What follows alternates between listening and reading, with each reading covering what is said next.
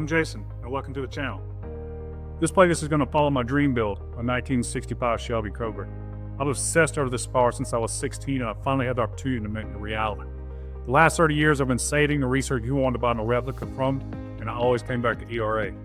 They are known for making the most period-correct replica that not only looks the part, but captures the nostalgia of the originals. In this intro video, I'm going to cover what my vision is for my Cobra and what my initial order from ERA included. Many of us who dive into building a replica have a particular car that they based it on. Shelby Cobra CSX 2472 dragonsnake is the car there for me.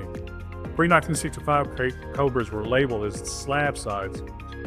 As you can see here, they have very narrow hips and they don't have the fender flares or exaggerated rear fenders. Grassroots racers were dominating track with the little V8 Cobras and forced their competition to up their game. To stay ahead of the pack, owners started bolting on wider wheels and wider tires, but to stay within the rules, fender flares were added to cover the wider tires.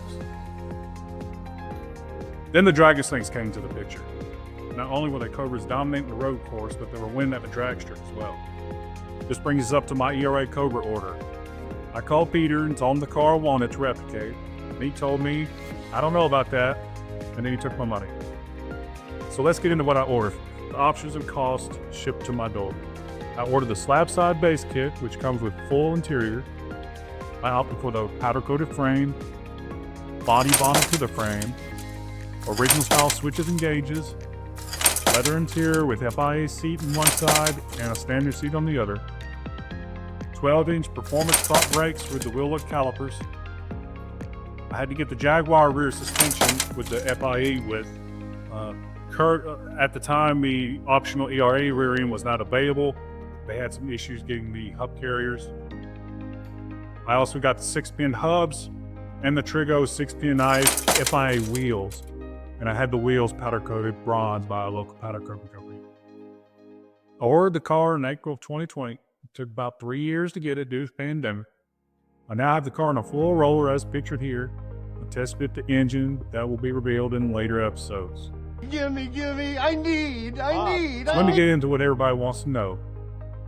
How much does it take to get to this point?